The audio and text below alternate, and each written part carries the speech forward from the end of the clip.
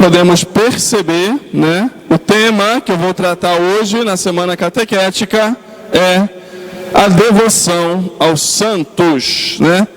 A devoção católica aos santos da Igreja, que é um tema, sem dúvida nenhuma, muito controverso, né? E normalmente é um tema onde os protestantes nos atacam muito, né? Nos criticam muito, nos perseguem muito com isso, né? Até hoje é assim. Então é um tema que nós católicos precisamos dominar, precisamos saber, para que um dia alguém não jogar um negócio em cima da gente, a gente fica, mas nunca tinha parado para pensar, né? Mas por que muitas vezes a gente fica assim? Porque a gente não conhece.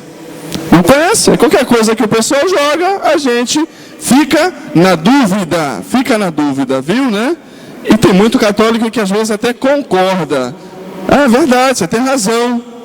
Mas por quê? Não conhece o que é a devoção aos santos, né? Então vamos usar aqui, né, a Bíblia, vamos usar aqui um livro que o padre nos indicou e vamos usar o Catecismo da Igreja Católica para que a gente possa um pouco tentar explicar o que é, né, para nós católicos, a devoção, a verdadeira devoção aos santos e santas. E eu quero começar falando disso, lendo para vocês o livro do Apocalipse, capítulo 7, primeiro versículo 9 e 10, e depois nós vamos ler a partir do 15,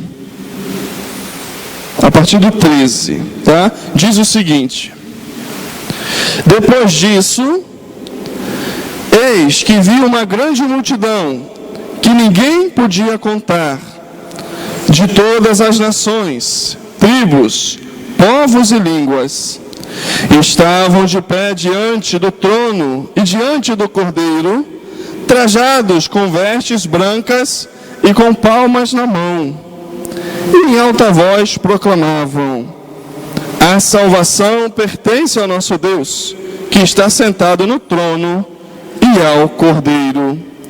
O versículo 13 vai dizer: um dos anciãos tomou a palavra e disse-me: estes que estão trajados com vestes brancas, quem são e de onde vieram?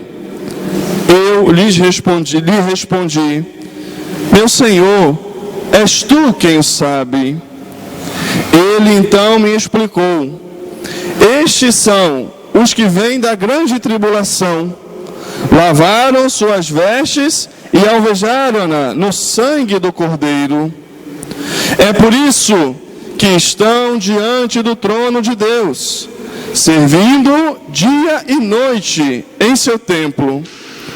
Aquele que está sentado no trono e estenderá sua tenda sobre eles. Nunca mais terão fome nem sede. O sol nunca mais os afligirá, nem qualquer calor ardente, pois o Cordeiro está no meio do trono, os apacentará, conduzindo-os até as fontes da água viva, e Deus enxugará toda a lágrima dos seus olhos. É isso que nós acabamos de ler, né? Os protestantes falam que a gente não lê a Bíblia, então nós estamos, né? E toda a doutrina católica é fundamentada na Bíblia, na Sagrada Escritura. E aqui, João, né, mais ou menos na década de 90, depois da morte de Cristo, teve essa visão do céu. O Apocalipse é a visão que João teve. O anjo do Senhor levou o apóstolo João, né, para contemplar as realidades celestes. E João, a gente que já leu o Apocalipse, vai vendo que ele tem várias visões, de várias realidades, né? E aqui, nesta visão, o ancião leva ele e mostra justamente essa multidão de homens e mulheres, de todas as raças, tribos, línguas, povos, nações, que adoram o Cordeiro, que estão diante do Cordeiro, adorando, louvando, intercedendo e pedindo. Essa é a imagem que João nos dá do céu. Do céu. E o que esses homens e essas mulheres, que sem dúvida nenhuma, João está falando ali na década de 90, aonde, depois de mais ou menos 30 anos da morte de Cristo, 40 anos da morte de Cristo, os cristãos eram perseguidos. Os cristãos eram mortos, eram martirizados, né? E essa visão engloba aqueles homens e aquelas mulheres que entregaram uma vida pelo Cordeiro, que entregaram a vida pelo Senhor. Então, João está logicamente falando, além sem dúvida nenhuma dos profetas, dos sábios do Antigo Testamento, dos patriarcas, daquela geração de cristãos que haviam alvejado as suas vestes no sangue do Cordeiro. Então, João aqui no Apocalipse, essa visão que ele tem, isso é muito claro, basta ler, eu posso repetir, é da igreja celeste, que é movimentada e habitada por um monte de homens e mulheres de todas as línguas, raças e nações. Ou seja, os santos estão na presença de Deus e do Cordeiro. Essa é uma realidade muito clara na palavra de Deus. Isso João, depois no Apocalipse, vai repetir outras vezes. Os santos estão diante de Deus. E para que a gente possa entender, meus queridos, né, a verdadeira devoção aos santos, nós precisamos ter muito claro isso. Que os santos são aqueles homens e mulheres que depois da morte subiram para o céu e está na presença de Deus, justamente nessa visão que João deu aqui agora, adorando o Cordeiro. Para que a gente entenda, nós precisamos ver um pouco, só como introdução, aquilo muito básico. O que é a igreja?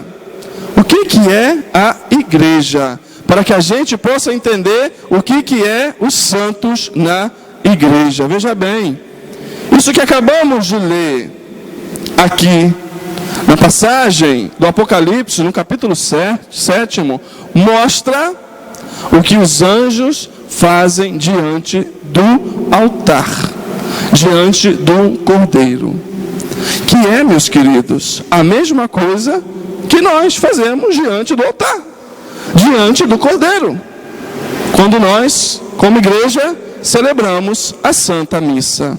Então, uma coisa é muito importante: a igreja é uma só. É uma só. Ela tem, como vai falar Paulo na carta aos Coríntios, uma cabeça. A igreja é o corpo místico de Cristo. É o corpo místico de Cristo que tem a cabeça, que é Cristo. E os membros são o seu corpo, que juntos com uma cabeça formam um só corpo. Mas, meus queridos, Cristo está no céu. E os membros de Cristo não só somos nós que estamos aqui peregrinando, não só somos nós que estamos aqui. A igreja não é somente essa igreja que está aqui, que tem o Papa, não. A igreja, ela é, meus queridos, subdividida, isso vai dizer o Catecismo da Igreja Católica, em 3 estados. Em 3 estados. Nós temos a igreja militante, que somos nós, que aqui estamos e vivemos nesse mundo buscando a santidade, buscando fazer a vontade de Deus na nossa vida, buscando o céu. Essa é a igreja. Todos nós fazemos parte do corpo cujo a cabeça é Cristo. Essa é a igreja militante. Nós temos no purgatório a igreja padecente. Não, pode ser que tem outra palavra que eu esqueci da palavra. Tudo bem, né? Mas que está se purificando no purgatório, que está lá em outro estágio de vida, a alma que não foi para o céu devido a muitas coisas que realizou e não não morreu em grau de santidade tanto para ir para o céu, que está no purgatório, purgando. Veja bem, meus queridos, não é outra igreja, é a mesma igreja. São os nossos irmãos, que hoje não tem corpo, só tem alma, mas que fazem parte da mesma igreja, onde Cristo é a cabeça e eles também são os membros. Como nós somos os membros, eles também são os membros, e por isso nós temos e necessitamos de rezar pelas almas do purgatório, e precisamos rezar, porque eles não são outra igreja, eles fazem parte da mesma igreja que nós, que estão purgando, que estão se purificando, para que possa, da mesma forma como nós aqui na terra, ir para o céu, e vão para o céu. Mas precisa passar por esse tempo de purificação. Mas é a mesma igreja, eles são o mesmo corpo que nós, os mesmos membros. Não é outro. E nós temos o terceiro estado da igreja, que é a igreja triunfante, que é a igreja que está no céu, que é a igreja que, como acabamos de ouvir, está diante do Cordeiro, celebrando a liturgia celeste. Veja bem, os santos que estão no céu não são outra igreja. Fazem parte do mesmo corpo, são os mesmos membros. Da mesma forma como nós aqui oramos a Deus, estamos diante do Cordeiro, da mesma forma que a igreja que está no purgatório padecendo, está orando a Deus, pedindo ao Cordeiro que eleve a sua alma ao céu, da mesma forma a igreja triunfante que já está no céu, está diante do Cordeiro, orando, celebrando a liturgia. Ou seja, são 3 estágios de uma mesma igreja. Porque é um problema sério quando nós dividimos isso. A única igreja que tem é essa. Aí acabou. Aí não existe santo. Aí não existe comunhão. Aí não tem nada. Só temos nós aqui, olhe lá. Mas não é essa a realidade. Não é isso que diz a palavra de Deus. E não é isso que a doutrina, os padres da igreja sempre entenderam do que é a igreja. Então, os santos que estão no céu, aqueles anônimos e aqueles conhecidos, fazem parte da mesma igreja que nós. Isso é muito importante para que a gente possa um pouco encurtar a distância que às vezes a gente acha que existe entre nós e eles, só porque a gente está vivo, eles já foram, já são almas. Não, é a mesma igreja. Nós fazemos parte da mesma igreja. Aqui diz o catecismo, número 954, os 3 estados da igreja, até que o Senhor venha na sua plenitude, e todos os seus anjos com ele, e vencida a morte, tudo lhe seja submetido, dos seus discípulos, uns peregrinam na terra, outros, passada esta vida, são purificados, e outros, finalmente, são glorificados e contemplam claramente Deus uno e trino como Ele é. É a mesma igreja, todos. Porém, comungamos, embora de modo e grau diverso, no mesmo amor de Deus e do próximo, e todos entoamos ao nosso Deus o mesmo hino de glória. Com efeito, todos os que são de Cristo e têm o seu Espírito formam uma só igreja e nele estão unidos uns aos outros. Somos todos uma igreja. É a mesma igreja. Católica, apostólica, romana. Aqui está no purgatório e aqui está no céu. Formamos o único corpo. Somos membros do único corpo que é a igreja, que tem Cristo como cabeça.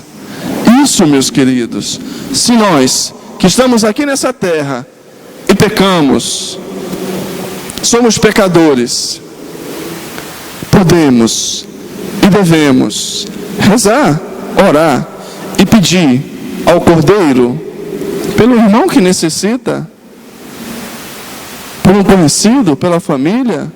E devemos fazer isso.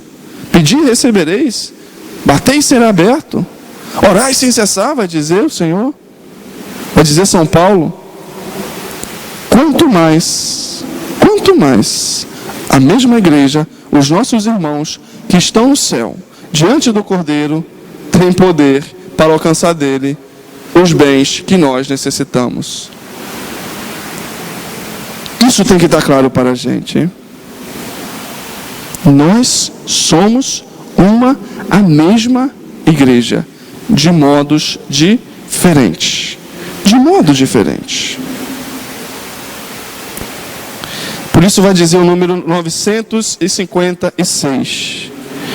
Os bem-aventurados, estando mais intimamente unidos com Cristo, claro que eles estão mais intimamente, eles já estão diante do Cordeiro, eles já estão na glória eterna. Consolidam mais firmemente a igreja na santidade. Eles não cessam de interceder a nosso favor diante do Pai, apresentando os méritos que na terra alcançaram, graças ao mediador único entre Deus e os homens, Jesus Cristo. A nossa fraqueza é assim grandemente ajudada pela sua solicitude fraterna. E vai dizer o santo: não choreis, que eu vos serei mais útil depois da morte, e vos ajudarei mais eficazmente que durante a vida. Mas isso tem que estar claro, nós somos uma igreja, né? Muito bem, a daqui, a do purgatório e a do céu.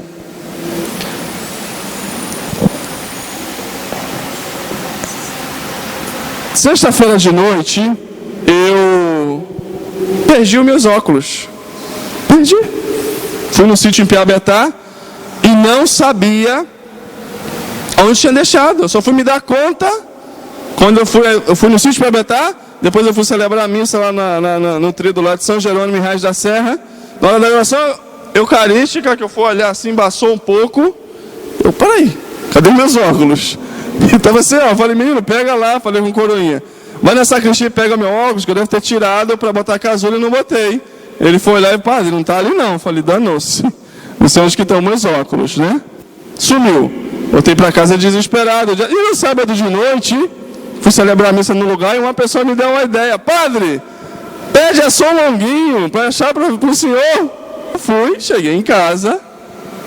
Como um bom católico, nós deveríamos sempre fazer isso. Vamos ver quem é São Longuinho, né? Aí procurei, e de fato, São Longuinho é um santo, é um soldado romano, São Longinus. Ou seja, tradicionalmente São Longuinho, né? É um santo católico, né? Tá bom, ela tinha razão, né? E São Longuinho é o santo das coisas perdidas, né? Vim aqui, celebrei a missa, e na hora de sair, tinha umas pessoas conversando, eu falei que tinha perdido o óculos, né? E mais uma pessoa falou comigo, padre, perde a São Longuinho, né? Aí eu, pô, São Longuinho, tu podia achar esse óculos pra mim. Falei assim, cheguei no carro, peguei meu telefone, depois da missa, a menina mandou uma mensagem com uma foto, padre, achamos o óculos. Eu falei, ué, poderoso São Longuinho. Quem nunca fez isso? Hein? Quem nunca fez isso, né? Mas, meus queridos, uma coisa tem que ficar clara para a gente: o santo é santo não para fazer milagres, não para que a gente possa ter neles um amuleto para que eu possa pedir e alcançar as coisas. Não, hein? Não. O santo não é reconhecido na igreja como tal para que seja uma espécie sei lá, de amuleto. Quem está necessitado de alguma coisa, vai lá e pede a ele e ele vai resolver. Veja bem, não e não. Não é essa a função do santo. Não é essa a função do santo que a igreja nos mostra e nos ensina. Não é para fazer milagre. O santo, sobretudo, teve toda a sua vida investigada, toda a sua vida estudada. Para quê? Para ser um exemplo. Para ser um exemplo para todos nós. É por isso que se canoniza um santo. É por isso que nós temos os santos.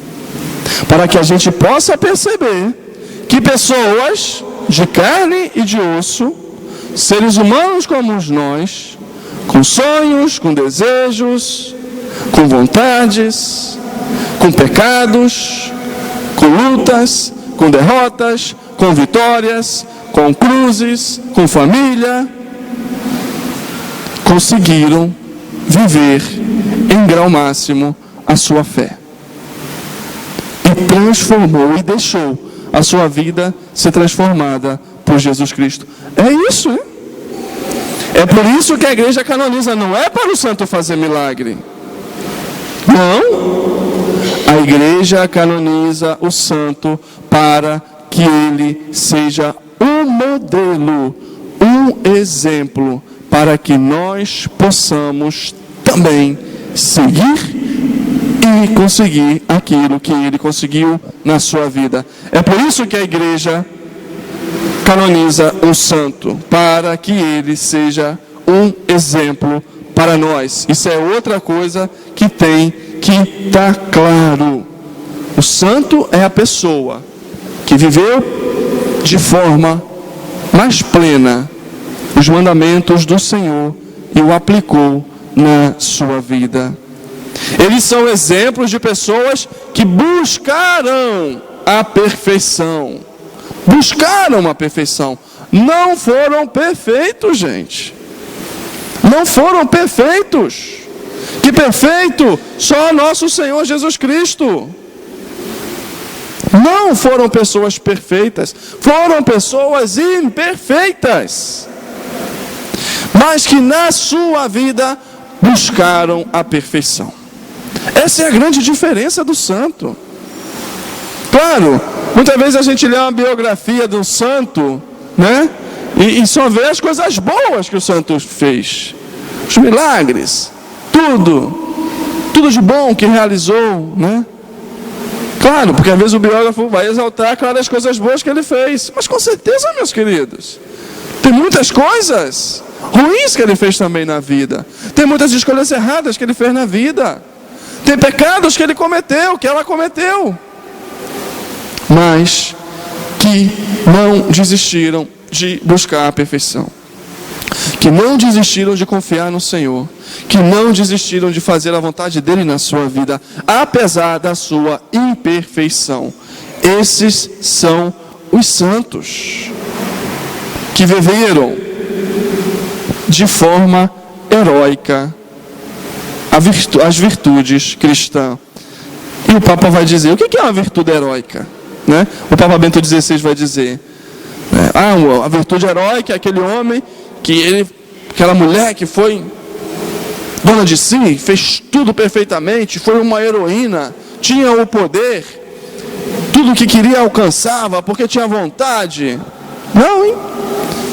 Viver de forma heróica as virtudes cristãs e evangélicas, disse o Papa, não significa propriamente que alguém faz coisas grandes por suas forças pessoais, mas que na sua vida aparecem realidades que não foi ele quem fez, porque ele só esteve disponível para deixar que Deus atuasse. O santo e a santa é aquele homem e aquela mulher imperfeita que viveram virtudes heróicas na sua vida. E nós temos histórias de santos muito heróicos, porque deixaram que Deus atuasse na sua vida. Não porque tinha superpoderes, não porque eram super capazes, não porque eram melhores que ninguém, mas porque se deixou moldar pelo Senhor. Esse é o santo. Esse é o santo para nós. E a sua função principal, acredito que nós já também aprendemos, é ser Qual é a função principal do santo, gente? Ser exemplo. Servir de inspiração. Para nós, hein? Para nós. Para nós também. Começar hoje a deixar ser Deus na nossa vida. Começar hoje. Com as nossas imperfeições. Com as nossas misérias. Mas buscando ser perfeito. Buscando fazer a vontade de Deus. Deixando Ele ser Deus na nossa vida. E por isso nós temos os sacramentos. Para que nós deixemos que Deus seja Deus na nossa vida, né? Este homem ou mulher que era pecador, limitado, humano, que conseguiu ser digno dos céus. Eu também posso. Muito bem. E na igreja nós temos os santos que são canonizados. E temos os santos que são anônimos. Gente, numa montanha, né, por exemplo, de tantos e tantos santos que nós temos na história da igreja, de tantos e tantos santos, viu? Milhares e milhares. Eu, na minha vida, já conheci alguns, eu não tenho dúvida disso, que já fazem parte da igreja triunfante. Já conheci alguns, né? Então, numa montanha, no topo da montanha, estão aqueles que foram canonizados, que foram poucos. E para baixo da montanha estão aqueles que são santos anônimos, que não foram reconhecidos oficialmente pela igreja. E o nome que se dá, mas que não, estão lá diante do Cordeiro como eles. Que está lá celebrando a liturgia celeste, que está lá adorando o Cordeiro no trono eterno de Deus. Estão lá, sem dúvida nenhuma. Então, os santos que foram reconhecidos oficialmente pela igreja, porque viveram, de algum modo, as virtudes cristãs de forma heróica, esses são os santos que nós chamamos de canonizados. Canonizados. Esses que nós com Santa Teresinha, São Francisco, daqui a pouco, São Benedito, São José, foram santos canonizados pela igreja. E como que dá o processo de canonização para a igreja, hein? Veja bem como é que é interessante o processo para que uma pessoa possa ser canonizada e possa, né, subir aos altares e receber culto público, né, e possa ter verdadeiramente afirmado, essa pessoa está no céu pela igreja. Veja bem, hein? E a igreja tem autoridade para dizer isso. Tem autoridade para dizer isso. Por quê? Porque é o corpo de Cristo. A mesma igreja que está aqui é a mesma igreja que está no céu. Então a igreja daqui tem autoridade. Tudo que tu ligares na terra será ligado no céu. E tudo que tu desligares na terra será desligado no céu. Isso é muito importante, está claro na nossa cabeça, hein? É a mesma igreja, não é outra. Tá bom? Como que se dá o processo? Vamos lá então, vamos tentar contar a história aqui. Padre Carlinhos, né? Estou aqui falando para vocês. Daqui a pouco chegam uns caras aí com as armas na mão. Quero roubar a Eucaristia, quero profanar. Então eu saio correndo, pego a chave do sacrário, né? Pego a Eucaristia, começo a consumir, para que eles não possam profanar. Só que quando eu acabo de consumir a Eucaristia, eles me veem fazendo aquilo, me matam, me metem um monte de tiro. E eu morro, né? Ou seja, eu vivi de forma heróica a virtude para salvar a Eucaristia. Eu entreguei a minha vida. E aqueles homens me mataram. Eu sabia que eu poderia morrer por causa daquilo. Então, eu sou um mártir. Eu morri defendendo a minha fé, para que ninguém pudesse profanar aquilo que para mim é a coisa mais sagrada nesta vida. Eu morri. Aconteceu isso. Todo mundo viu. Caraca. É um santo, entregou a vida, né? Ou também pode ser de outra forma também, não precisa ser mártir também, né? Sei lá, saiu daqui, entendeu, né? Sai com o carro, bate com o carro, morro aí, não sei, pode acontecer. Mas aí de repente, né? Morreu o Padre Carlinho e tal. Aí daqui a pouco uma pessoa, poxa, mas caramba, o Padre Carlinhos, sei lá, rezava pra caramba. Sei lá, o Padre Carlinhos conseguiu levar 10 jovens para o encontro de Magé, para o retiro de silêncio. Olha que virtude heróica. O Padre Carlinhos conseguiu levar 5 jovens para o pré-adorai. Oh, que virtude heróica. Realmente, ele tinha umas virtudes assim que saltavam, né? Aí o que vai acontecer?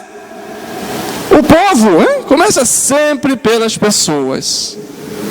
Se vão chegar para o Padre Leonardo e falar, Padre Leonardo, olha só, o Padre Carlinhos morreu ali, entregou a vida de forma heróica, ou de outra forma, eu acho que ele era santo. Pode ser, né? Pode ser. Vamos insistir. Aí o padre vai chegar e vai falar com o bispo. Dom Gregório, olha só, o pessoal está insistindo lá que o Padre Carlinhos era santo. Era santo. O que o senhor faz? Vamos fazer uma pesquisa? Então vamos, o que você acha? Eu também acho. Então vamos fazer uma pesquisa. Aí começa o processo. Aí o bispo vai designar alguém para investigar toda a minha vida. Toda a minha vida. No caso do martírio, isso já é um motivo muito sério e grave para eu ser santo, né? Só pelo esse ato. É claro que se na minha vida o bispo vai investigar tudo. Ou seja, vai lá a fundo, vai conversar com Clarice, como é que eu era na secretaria, como é que eu tratava o pessoal, vai na minha casa falar com meus irmãos, com a minha mãe, vai onde que eu trabalhei, ou seja, vai no seminário, vai lá na Espanha, como é que era o padre, como é que é o Carlinhos, entendeu? Vai fazer uma investigação minuciosa da minha vida, para ver se verdadeiramente aquelas virtudes que vocês acham e achavam que eu tinha, eram verdadeiras ou não. No caso do martírio, não precisa, vai fazer a investigação, só se encontrar uma coisa muito, muito, muito, muito grave na minha vida que não vão me canonizar. Aí fora isso, vão por causa do martírio. Mas num caso natural, de morte natural, e foram ver que realmente, se você chegar na minha casa e minha mãe falar, o quê, meu filho santo? Dá uma risada, acabou. Acabou o processo. É santo com os outros, mas aqui em casa é o diabo. Acabou o processo. Não tem mais. Ou então se o bispo chegar lá, né, na secretaria, que aí eles falam, o Padre Carlinhos jamais é santo. Fazia isso. E Denilson confirmar, acabou o processo. Morre o assunto, acabou. Então o bispo vai fazer a investigação. Fez a investigação e viu que sim. Estão me entendendo lá atrás, não? Vamos lá então. E o bispo fez a investigação e viu que sim, que tinha, né? Realmente, investigou todo mundo, investigou a minha família, investigou tudo. De fato, era um bom cristão, era um homem exemplo, né? Aí o que o bispo vai fazer? Vai pegar aquilo tudo que ele recolheu, vai chegar na Conferência Episcopal do Brasil, vai falar, olha, morreu esse sacerdote na minha diocese e morreu com fama de santidade e as pessoas querem canonizá-lo. Estudem o caso dele para ver se ele realmente era santo ou não. Aí vai a Conferência Episcopal, vai estudar todo o meu caso, vai estudar tudo, conseguiu. A Conferência Episcopal, juntando tudo, viu que realmente esse homem morreu, esse padre morreu em grau de santidade. Então o que faz a Conferência Episcopal? Junto com o bispo diocesano, pega e envia o caso para o Vaticano. Ou para Roma. Olha, esse presbítero mostra tudo. A partir do momento que o Vaticano aceita, realmente tem. Aí o Padre Carlinhos já é um servo de Deus. Já é um servo de Deus, né? E tem início o processo, né, lá de investigação do Vaticano. Aí vai passar por comissões de teólogos, peritos, médicos e peritos em história. Vai aquilo tudo, né? Confirmou, depois de passar por isso tudo, que o Vaticano, né, reconhece o servo de que praticou as virtudes cristãs de um modo heróico, né? Aí esse servo de Deus, o Padre Carlinhos, se transforma em venerável, né? É venerável. Aí depois de ser venerável, aí vai se esperar que o Padre Carlinhos realize um milagre, né? Aí, acabou, ele é venerável, está aqui, o dia que aparecer um milagre comprovado que foi pela intercessão dele, a gente continua a vida. Aí de repente alguém de Magé recebe, eu pedi ao Padre Carlinhos e ao servo de Deus, que a partir do momento que já é servo de Deus, nós podemos pedir, fazer oração e pedir a intercessão. Eu pedi e aconteceu isso na minha vida, aconteceu esse milagre, foi por ele, né? Então, comprovou o milagre, aí se chama científicos, estudiosos, ateus, cristãos, de outras religiões, vai fazer um trabalho para confirmar se aquilo realmente foi um milagre, se não tem explicação. Passou. Poxa, é mesmo. Então, foi comprovado, esse servo de Deus se transforma beata. O Papa vai lá, pega aquilo tudo, então vai num dia em Roma e beatifica o Padre Carlinhos, entendeu? Beatificou, está lá, e vai esperar outro milagre. Continua, aí a partir de beato já pode também ter culto aqui no Magé, botar uma imagem do Padre Carlinhos, entendeu, né? E tá aqui e tal, ele era querido pela gente, nós podemos rezar por ele. Aí quando aumenta aquele culto ao Padre Carlinhos, alguém reza, pede outra coisa, é outro milagre. Olha outro milagre. Vai de novo estudos científicos, cristãos, ateus e todos, comprovou o milagre. Aí sim o Santo Padre vai lá, né, e marca a canonização do Padre Carlinhos. Ele se transforma em São Padre Carlinhos. Está vendo como é que é o processo? É bem longo. É bem longo. É muito sério. É muito sério que a igreja canoniza, viu, né? Então, para que a gente possa ver que não estamos brincando. A igreja não brinca. Para a igreja que tem esse poder de chegar e falar, o Padre Carlinho é um santo, e nós o canonizamos, nós oficializamos isso, é um processo, meu filho, de anos, de estudo, muito sério, viu? Então, todos os nossos santos, meus queridos, passaram por isso, viu? Podem ter certeza disso. Muito bem, esse é o processo de canonização da igreja. Meu Deus do céu, vamos lá. Jesus, esses dias, uma pessoa veio falar comigo, né, e tinha dúvida sobre isso. E falou que um primo dela, que era pastor, que já tinha na igreja, falou, padre, ele me fez essa pergunta e eu não sabia o que dizer. Qual foi a pergunta? Pergunta de sempre, né? Timóteo 1 Timóteo 2, 5 a 6. A Bíblia diz que Jesus Cristo é o único mediador entre os homens e Deus. E agora, como que entra os santos nisso aí? Se Jesus Cristo é o único, disse São Paulo, mediador entre Deus e os homens. Então vamos ler aqui. 1 Timóteo 2, 5 e 6.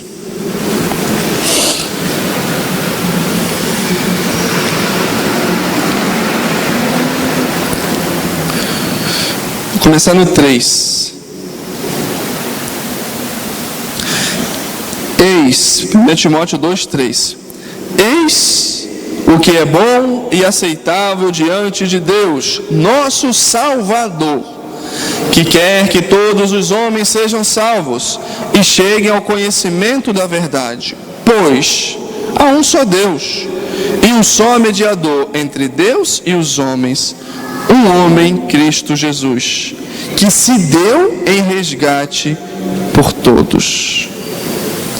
Jesus Cristo, meus queridos, é o único mediador entre Deus e os homens.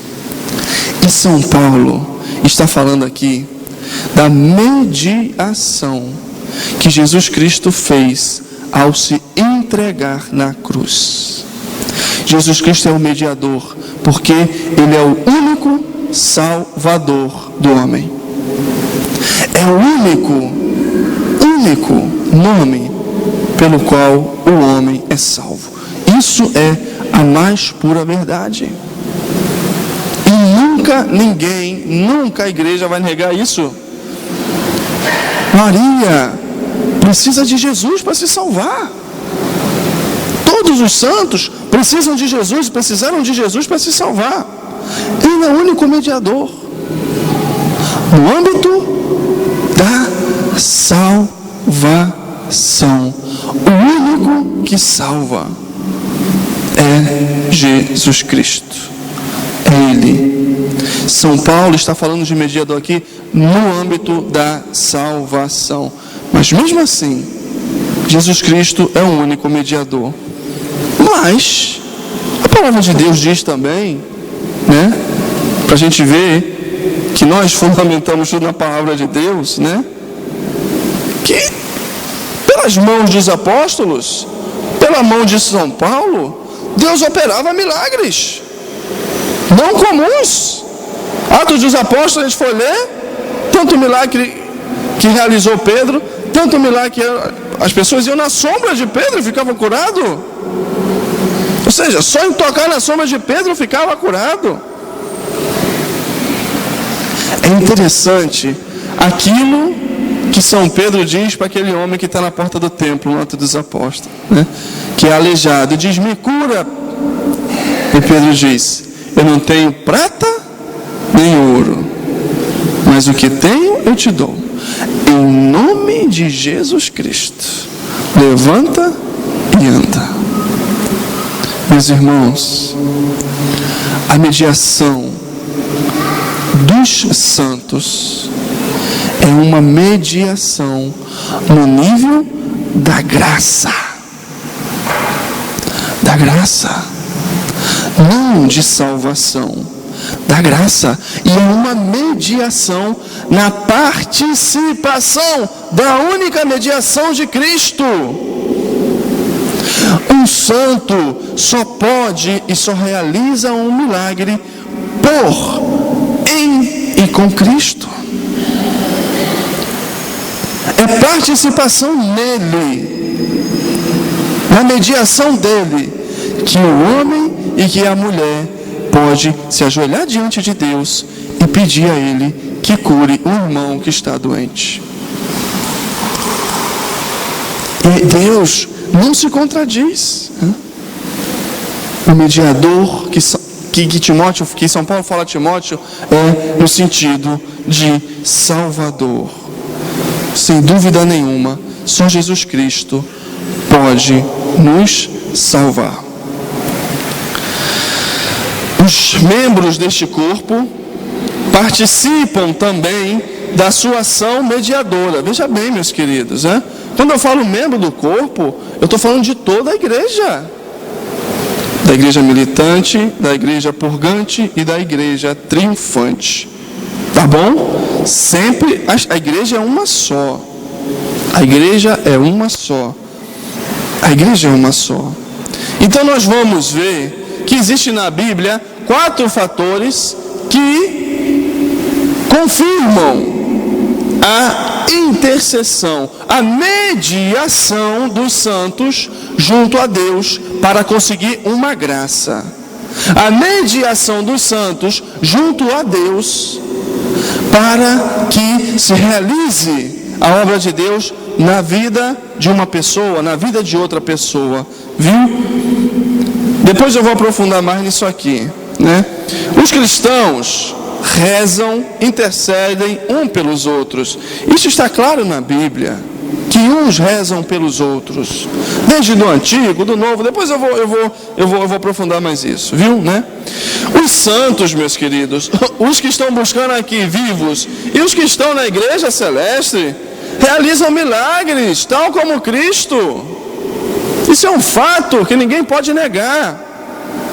Da mesma forma que Pedro realizava milagre enquanto estava vivo, também no céu, quantos e quantos milagres ele já realizou desde lá para aquelas pessoas que pediram a sua intercessão. Isso é um fato. Isso é um fato. Todo batizado, e também está na Sagrada Escritura isso, hein? Que os que fazem parte da igreja triunfante realizam milagres aqui também. Todo batizado exerce um sacerdócio real. E Jesus vincula o perdão dos pecados à mediação dos seus discípulos. São 4 temas que daqui a pouco a gente vai tratar um pouco melhor. Muito bem, meus queridos. Seguindo essa mesma lógica, se Cristo, nós somos os membros de Cristo, veja bem, Ele é a cabeça, nós somos os membros, a igreja militante, a igreja purgante, a igreja triunfante, né? Se Cristo vive na pessoa, se Cristo vive em mim, vive em você, se Cristo vive em São Francisco que está lá, viveu nele aqui e vive nele lá que está no céu, né? Ele realiza as suas maravilhas por meio dela, por meio da pessoa. Essa é a mediação. Por meio de São Francisco, Deus, Jesus, realiza a graça de Deus, realiza um milagre. Por meio do Padre Carlinhos, Deus realiza um milagre. Por meio de você, de Clarice, de Clícia, o que seja, Deus realiza um milagre. Por meio daquelas pessoas que são santas, que nós conhecemos e que morreu, na presença de Deus, que a gente não tem dúvida que está na presença dele e foi para o céu, Deus realiza milagres. Essa é a mediação. Por meio de. Não é? Quem aqui já recebeu um milagre na vida, gente? Quem aqui alguém já orou pela pessoa, impôs as mãos e recebeu uma cura, recebeu uma graça, recebeu uma libertação? E quem realizou isso? Foi a pessoa? Claro que não! Isso que tem que estar claro. É por meio. Não é o santo que tem o poder em si de realizar um milagre. Não! É por meio dele. Quem realiza um milagre sempre, todos os milagres, meus queridos, quem realiza é Jesus Cristo. Em nome de Jesus, disse Pedro, eu te ordeno, levanta e anda. É Jesus Cristo que realiza por meio de. Por meio de. O santo, ele não tem poder de fazer milagres. Ele por ele mesmo. Não tem. Tanto os santos daqui, quanto os santos da igreja triunfante. É por meio de que Jesus, o único mediador entre os homens e Deus, realiza o milagre. Entendemos essa questão da mediação? Entendemos? É por meio de. O santo sozinho não tem poder de realizar milagre. Porque o santo, ele não pode ser santo sozinho. Ele só foi santo porque se deixou conduzir pela graça de Deus. Por meio de. Além disso, devemos entender, e isso é uma coisa clara, meus queridos, por isso nós falamos dos santos, hein? Eu já disse, quanto mais perfeita é a comunhão de um membro com o corpo de Cristo, claro. A gente vai pedir oração para um cara que... A gente não faz isso, que está todo dia no bar bebendo, enchendo a cara. Esse homem é um homem de Deus, nem vai à missa, não vai nada. Quem que vai pedir oração para um? Não vai. A gente vai pedir oração, quem é? Aquelas pessoas que a gente vê, caraca, essa pessoa é de Deus, essa pessoa é de oração, essa pessoa está buscando fazer a vontade de Deus. Reza por mim, ora por mim. Claro, então quanto mais perfeita é a comunhão de um membro com o corpo de Cristo, mais perfeita também a sua capacidade de intercessão. Se, muitas pessoas acham, e na grande maioria dos casos é verdade, Muita gente pede, padre, reza por mim, porque o padre está mais próximo do Senhor, a vida dele, ele consagrou ao Senhor, ele é o ministro do Senhor, e tem que ter essa responsabilidade de rezar por si e rezar pelos seus também. Se muita gente vem até o padre que também é pecador, meus queridos, e que fale, que erra, e muitas vezes o padre reza, e eu faço a experiência na minha vida, quantas vezes a gente reza por uma pessoa, por uma causa, e a gente vê acontecer a graça, o milagre de Deus. Eu que sou pecador, meu Deus do céu, imagina Santa Teresinha, que está do lado de Deus e que não pode pecar mais. São Francisco, qualquer outro santo. Quanto mais eles têm o poder de interceder para que, por meio deles, Jesus Cristo realize o milagre. Por isso, meus queridos, não precisamos ter medo de rezar pelos santos, para os santos. Não, porque ele consegue mais milagres, porque está mais perto do Senhor. E quanto mais perfeita é, mais tem a capacidade de intercessão. Vamos lá então, continuando. Meu Deus, santos falecidos podem interceder, né? Acho que isso também a gente já falou, né? Ou seja, as Escrituras não deixam sombra de dúvida, viu, né? Apocalipse diz, né, que eu vi os santos servindo diante de Deus, diante do altar. Eles não estão, os santos, a igreja triunfante não está de perna pro ar, não, estão em oração, estão celebrando constantemente diante do Senhor a liturgia celeste. Por isso as Escrituras não deixam margem para dúvida.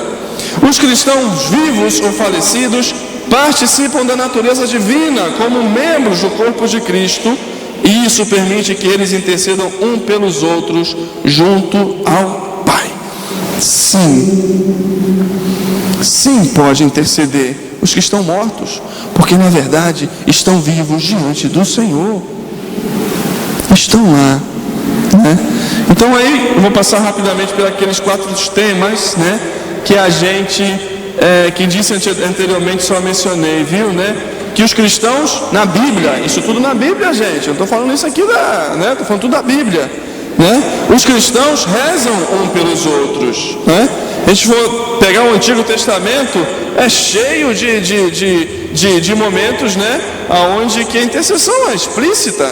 Por exemplo, né, a oração de Moisés, que cura a mulher de Arão, entendeu? Livra da lepra, em Números 12, 11 a 15, o clamor de Elias pelo filho da viúva de Sarepta, ou seja, são várias. Jó, que intercede, são várias e várias momentos. Moisés, quantas e quantas vezes intercedeu a Deus pelo povo? Não destrua esse povo, Senhor.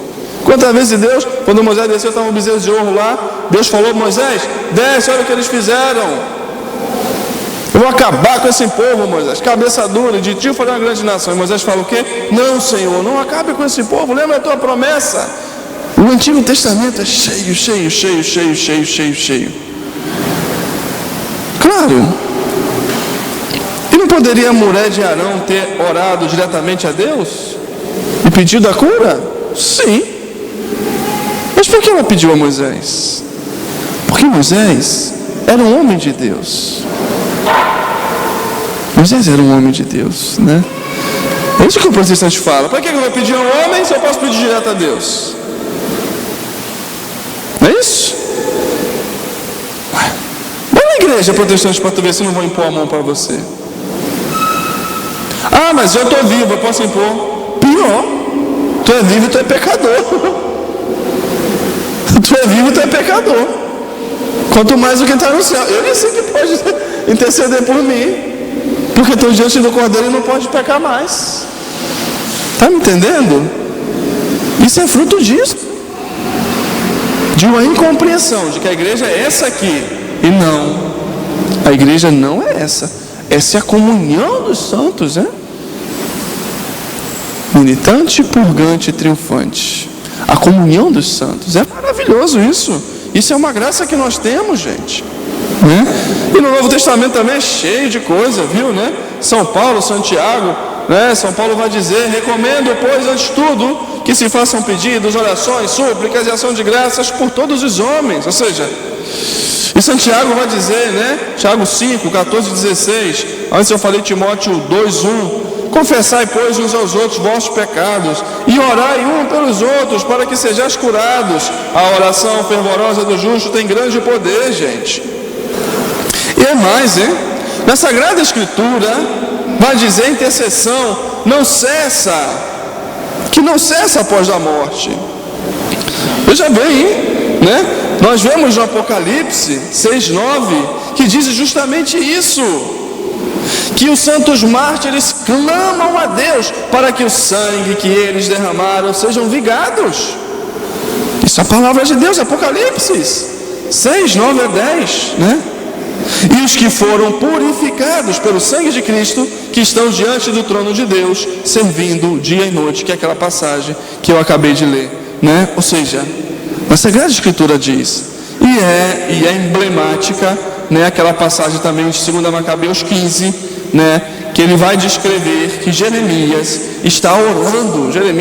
Macabeus foi escrito 2 séculos antes de Cristo, século antes de Cristo. Ou seja, Jeremias viveu o século 6 antes de Cristo.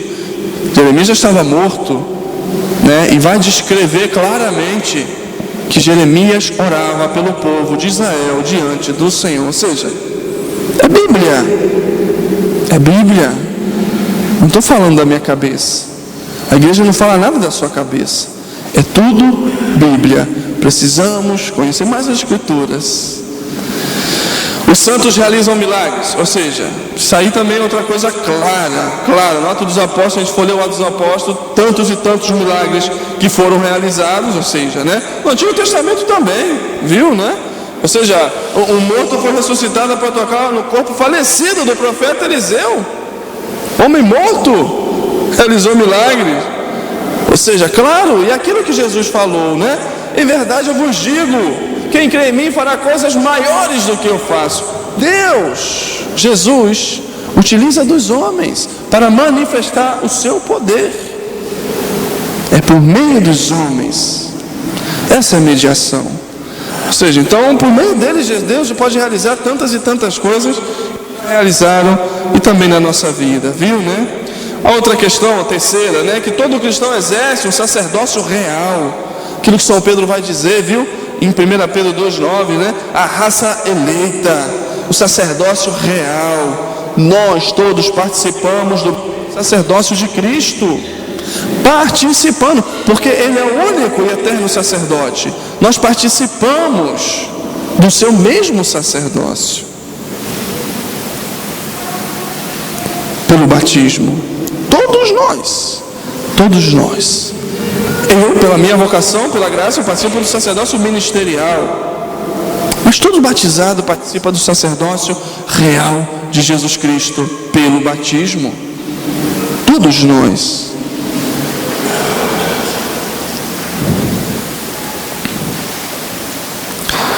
E a confissão dos pecados também, eu acho que não tem maior mediação que Deus possa ter deixado aos homens, viu, né? Que antes de subir ao céu, Jesus, né, vinculou o perdão dos pecados à mediação dos apóstolos.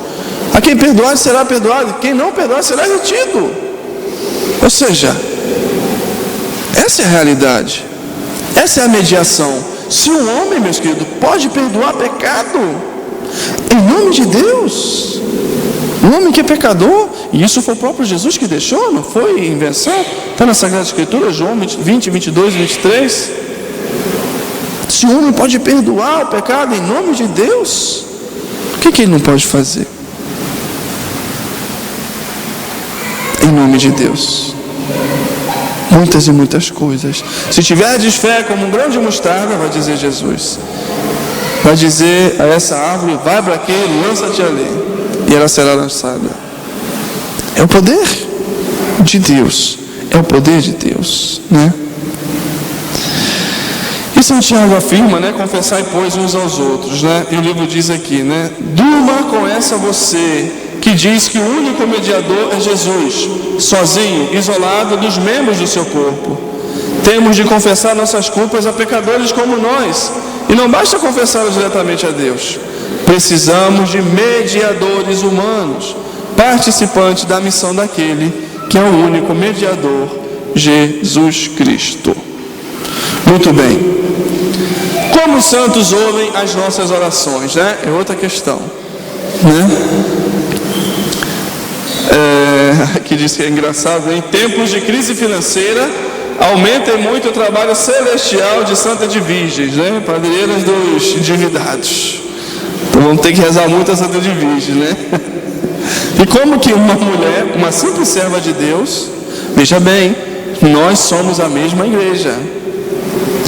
Não é porque o santo está no céu que ele tem uma onisciência e está em todo lugar. Não, não, não.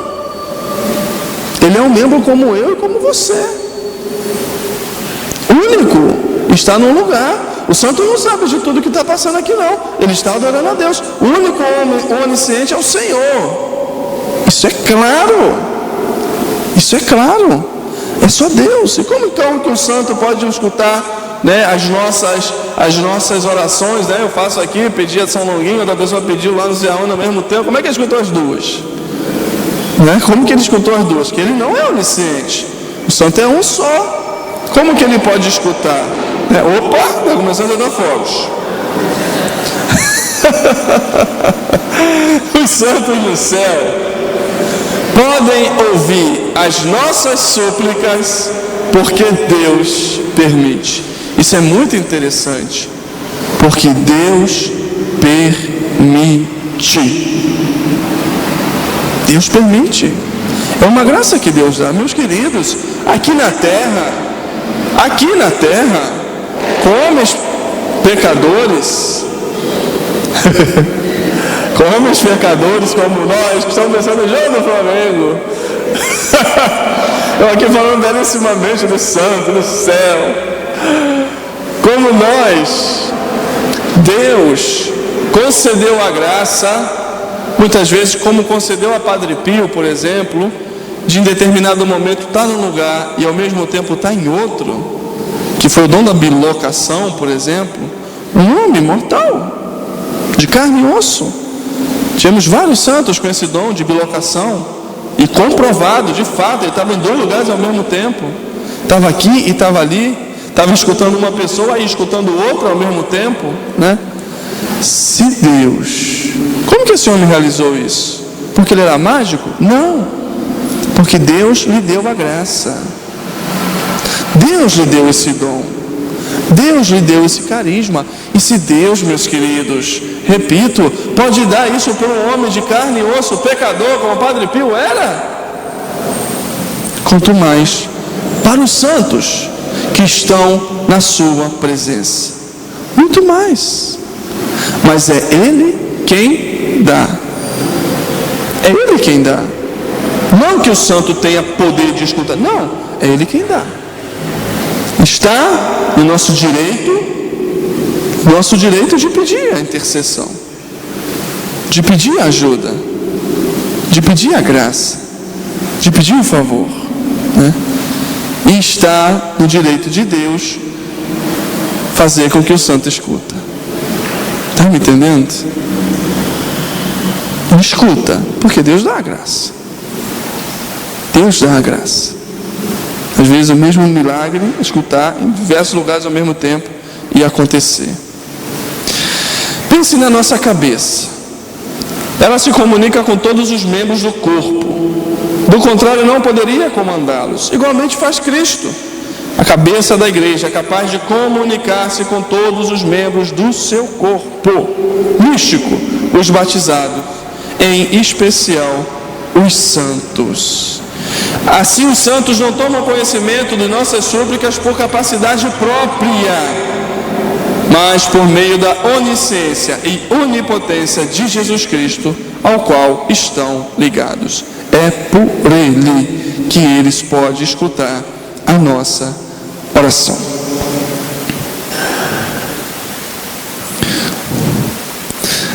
Para que servem as relíquias dos santos, né?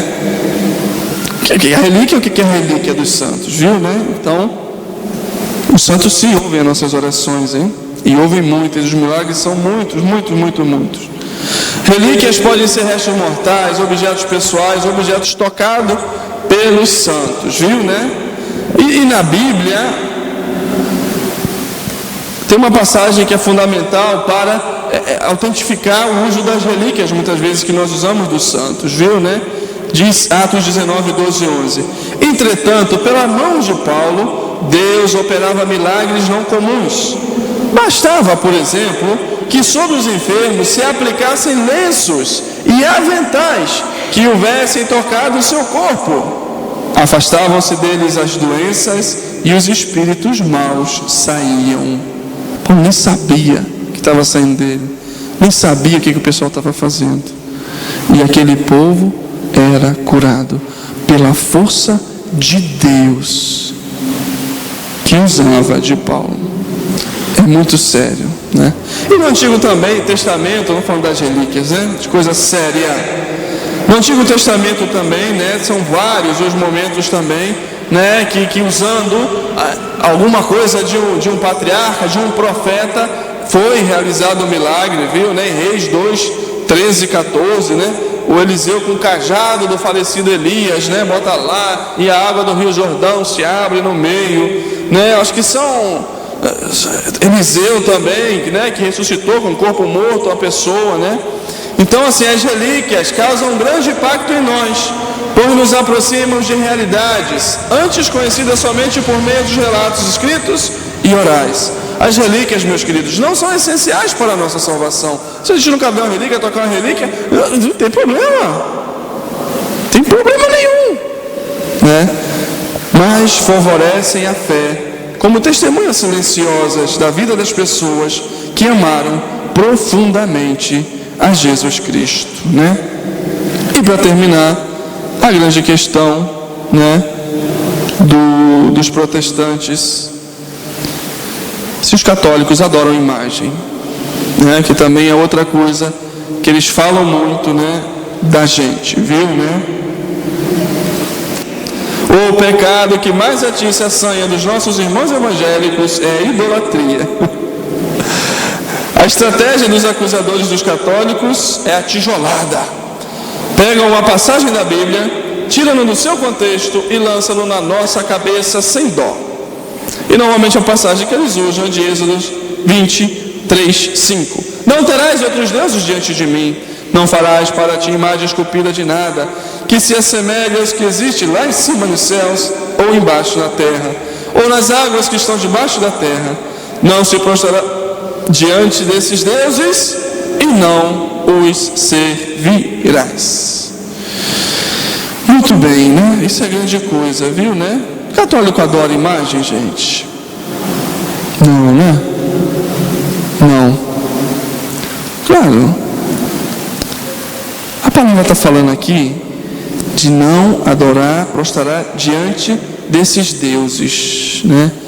A sagrada, a revelação de Deus foi dada sempre de forma gradativa, em cada momento, em cada tempo. E em cada momento, em cada tempo, tinham coisas que para aquela época era essencial e para outras não era tão essencial, né? E a gente vai ver isso na vida. Da mesma forma aqui, né, no Êxodo, Deus proíbe fazer uso de imagens, né, para que não se prostrem diante delas. Da mesma forma, no mesmo Êxodo, Moisés vai fazer a imagem de uma serpente. Deus vai mandar Moisés fazer a imagem de uma serpente, para que as pessoas olhando para a serpente ficassem curadas. Da mesma forma, Deus, ao construir o templo, vai mandar construir querubins, serafins e tantas imagens diante do templo, né? E será que Deus se contradiz em relação a isso? Viu? Ele manda fazer, depois manda proibir, né? Claro que não. Veja bem, viu, né? Uma interpretação da Bíblia muitas vezes é circunstancial e não é definitiva. E esse é um caso. Nós estamos falando do Êxodo, do contexto da antiga aliança. Moisés, quando Deus fala com Moisés isso, tem diante de si a preocupação de um povo que vivia cercado em volta de povos idólatras, que os seus deuses eram as imagens, que os seus deuses eram feitos pelas mãos dele. Então por isso que Deus naquela época vai mandar não fazer, porque facilmente se confundiria a Deus com os deuses pagãos. Por isso que Deus faz para não fazer imagem esculpida e não se prostrar diante dela. A questão não está na imagem, a questão está no momento histórico. Ele precisava deixar claro que havia um abismo entre ele e os ídolos, que era completamente diferente, e por isso ele proíbe fazer imagem. Mas, meus queridos, viu? Era preciso nessa época tomar essa atitude radical. Mas em outra época já não era coisa definitiva. E principalmente, claro, quando Deus viu, nessa época em que Deus fala para não esculpir imagens, para não se prostrar diante delas, claro, ninguém conhecia o rosto de Deus, ninguém sabia quem era Deus. Eu sou o que sou. Moisés, ao entrar diante de Deus, tapava os olhos, ficava de costas, ninguém viu a Deus, ninguém conhecia Deus, ninguém sabia quem Ele era. Mas é claro, meus Deus, isso tudo mudou. Isso tudo mudou quando Jesus Cristo finalmente mostrou a face de Deus. Quando Deus mostrou a sua face em Jesus Cristo, os olhos dos homens finalmente puderam contemplar a figura do Criador. Quem me vê, vê aquele que me enviou. Nem as provas disso estão nas catatumbas da igreja primitiva que sempre fizeram. Viu, né? Ver a essência do mandamento e não a letra. Nós vemos também no Novo Testamento vários outros mandamentos que Jesus modifica de acordo com a circunstância atual, né? Aquele, por exemplo, que ele fala, não adulterais, né? Para aquele povo de antigamente, esse mandamento, o homem é poligamia, o homem já tem várias mulheres, podia despedir, podia separar, desquitar. Naquela época podia fazer isso, mas Jesus, ele aperfeiçoa aquele mandamento para uma época nova, que é a época que ele vivia. Nem aquele que despedir a sua mulher está em adultério, aquele que tiver outra mulher está em adultério. Ou seja, Jesus, ele vai purificando. O mandamento continua o mesmo, meus queridos, mas houve uma revolução da sua interpretação por Jesus Cristo. Jesus não considera que a condenação do culto à imagem é um ponto integrante do primeiro mandamento. É interessante que essa coisa faz parte do primeiro mandamento do Êxodo. Mas quando perguntam para Jesus, Senhor, qual é o maior mandamento? Jesus vai falar, amarás o Senhor teu Deus de todo o teu coração, de toda a alma e de todo o teu espírito. Este é o maior e o primeiro mandamento. Está Mateus 22, 36. Jesus não fala mais de ídolo, de fazer imagem, de não fazer imagem, porque isso já era uma coisa superada pelo Senhor, tá bom? Então, meus queridos, uma coisa fundamental para a gente, é preciso saber diferenciar o que é essencial e eterno na lei de Deus e o que é circunstancial e relativo a cada cultura e tempo. Nós, de forma alguma, podemos pegar um pedaço da Bíblia e trazer ela sem contexto, sem ver a realidade. Aqui, ó, vocês estão errados por causa dessa passagem aqui. Não podemos, porque a revelação é uma revelação continuada e tem a sua plenitude do tempo em Jesus Cristo. A idolatria continuou sendo condenada no Novo Testamento, isso está claro. E os cristãos ainda são proibidos de prestar culto à imagem de falsos deuses.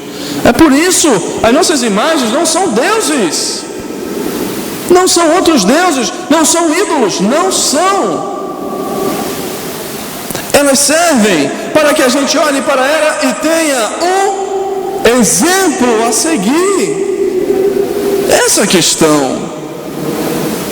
E fazemos orações sim, mas não direcionadas à matéria da imagem, que é matéria de gesso, que é madeira. Porque nós não somos imbecis, hein? Não somos. Veja bem, precisamos às vezes, católico não adora imagem, gente, mas precisamos às vezes rever um pouco os nossos atos. Um católico cristão não pode fazer isso. Não pode fazer isso. Preste atenção no que eu vou fazer. Não pode entrar na igreja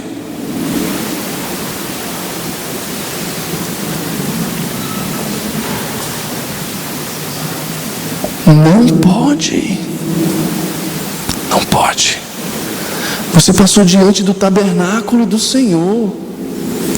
Você passou diante do Santo dos Santos, com Porque você vai passar direto diante do Santo dos Santos e vai se prostrar diante de uma imagem que é de madeira de gesso. Não pode. Não pode. A adoração somente a Ele. Somente a Ele, que é o Senhor dos Senhores, que é o Cordeiro imolado. Ele. Isso foi resolvido no concílio de Nicéia, o segundo de Nicéia, no século 9. A Jesus, a Deus, Pai, Filho, Espírito Santo, a Ele um culto de latria, de adoração. E as imagens, culto de idolia. Você pode sim, deve se ajoelhar diante da imagem de Nossa Senhora, né? E pedir a Nossa Senhora uma graça, um milagre e agradecer. Mas não a imagem. Foi essa a imagem, foi essa a imagem. Não. É Nossa Senhora, que pela graça de Jesus Cristo realizou um milagre na tua vida e pode realizar um milagre na tua vida. Nossa Senhora que está no céu, não essa Nossa Senhora aqui não. Não. Essa consciência nós temos que estar clara em nós. Precisamos, devemos, podemos, mas agora não podemos ignorar o Senhor que está aqui para nos ajoelhar diretamente. Muita gente faz isso, hein? Não podemos. Não podemos. A Ele a honra, a glória e o poder para sempre. Ele é o nosso Deus. Ele é o nosso Deus.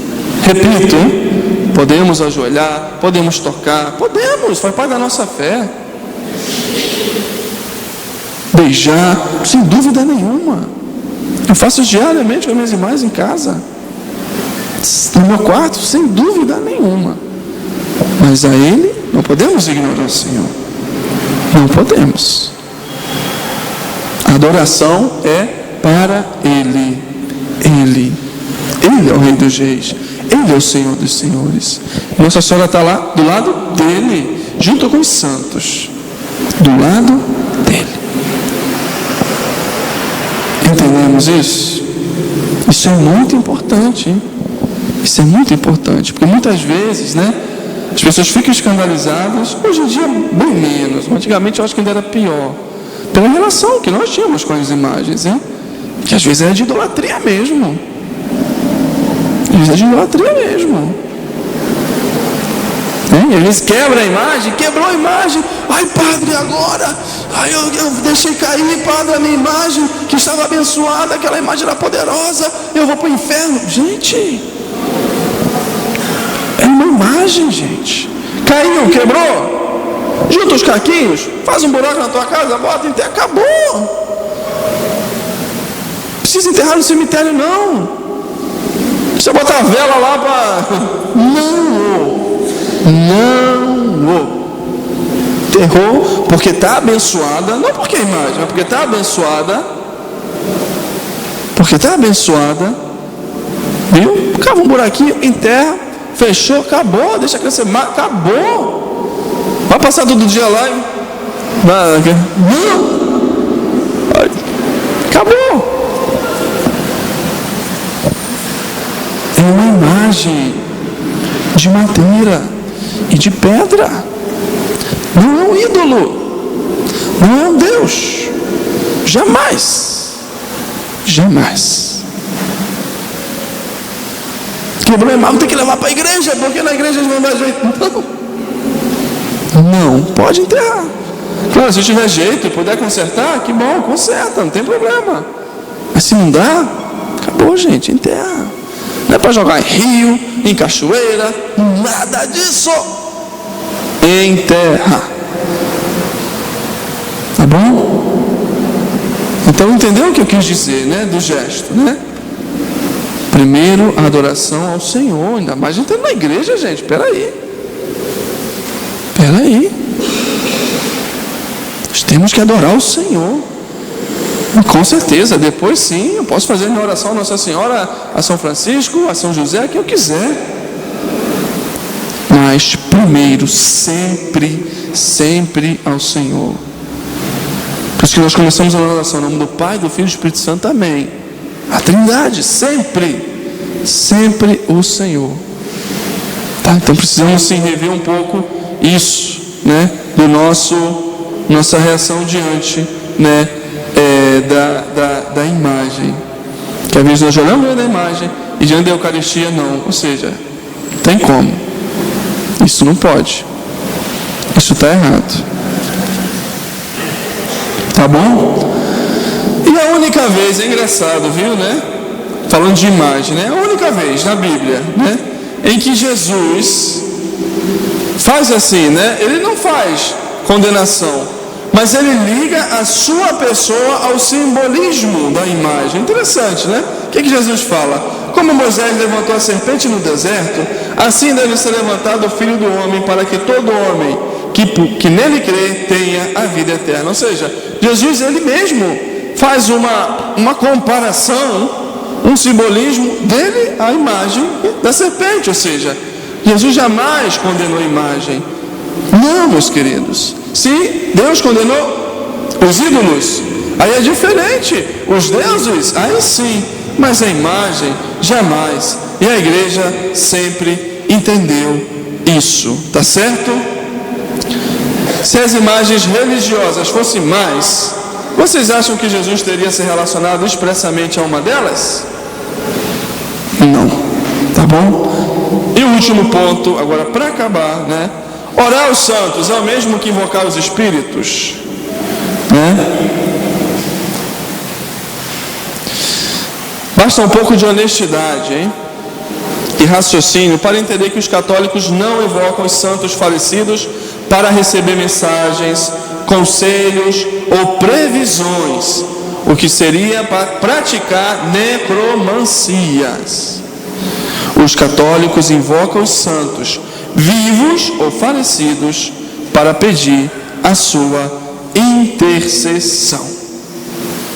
E como a Bíblia revela que os santos permanecem ativos e conscientes, mesmo depois de mortos, algo que a Sagrada Tradição confirma, faz todo sentido. Cremos que continuam a ser nossos intercessores no céu. Meus queridos, é isso que eu queria dizer para vocês, viu, né? E para ver também, agora termino mesmo, como que isso não é novo, não é de agora, é desde sempre na igreja, né? Olha o que vai falar São Hilário, né? 303 a 367, bispo e doutor da igreja. Aos que fizeram tudo o que tiveram ao seu alcance para permanecer fiéis, não lhes faltará nem a guarda dos anjos, nem a proteção dos santos. São Cirilo de Jerusalém, 315. Comemoramos os que adormeceram no Senhor antes de nós, patriarcas, profetas, apóstolos e mártires, para que Deus, por sua intercessão e orações, se digne receber as nossas. E São Jerônimo, 340 a 420. Se os apóstolos e mártires, enquanto estavam em sua carne mortal e ainda necessitados de cuidar de si, ainda não podiam orar pelos outros, muito mais agora que já receberam a coroa de suas vitórias e triunfos. Moisés, um só homem, alcançou de Deus o perdão de 600 mil. E Estevão, para os seus perseguidores, serão menos poderosos agora que reinam com Cristo? São Paulo diz que as suas orações salvaram a vida de 276 homens que seguiam com ele no navio, e depois de sua morte cessará sua boca e não pronunciará uma só palavra em favor daqueles que no mundo, por seu intermédio, creem no Evangelho. Veja bem, são os santos da igreja do século III, II, nas catatumbas já estão cheios de imagens de santos. Ou seja, isso é uma realidade que sempre foi da igreja, né? Precisamos assumir e entender bem para poder viver da melhor maneira possível e não nos deixar abalar por qualquer mentira, falsidade ou historinha que vão contando sobre nós e sobre a devoção dos santos. Amém, meu povo? Ninguém teria uma pergunta? Deu para entender sobre os santos alguma coisa? Ficou algum...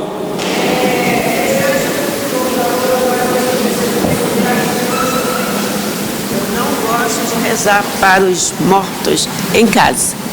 Eu rezo na igreja ou no cemitério quando lá eu vou. É pecado? Não, meu filho, não é livre. Você pode rezar para o morto quando você quiser. Não tem problema nenhum. Pode rezar em casa, na igreja, ou no cemitério, onde que for. Pode e devemos rezar. Somos a mesma igreja. E devemos rezar, gente. Ainda mais para a igreja que está por... A gente não sabe, gente, quem está no céu, quem está no inferno. Então precisamos rezar pelos mortos. Se a pessoa está no inferno, já era. Não tem mais jeito. Mas nós não sabemos, não tem como a gente saber. Por isso precisamos rezar. Por quê? Nós somos a mesma e única igreja.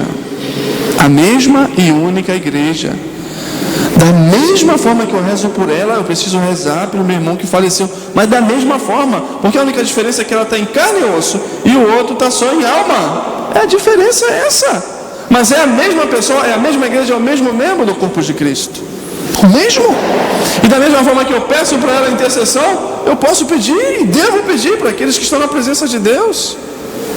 Ainda mais aqueles que a igreja canonizou e sabe que nós temos a certeza que está lá. Devemos pedir. Tá certo? Tem certeza que deu para entender? Espero que tenha esclarecido alguma coisa, viu? Tudo isso, gente, isso tem que estar claro também. Olha quantas passagens bíblicas eu li aqui. Tudo fundamentado na Sagrada Escritura. Tudo aqui. Tudo aqui. Isso é muito importante. Tudo aqui. Amém?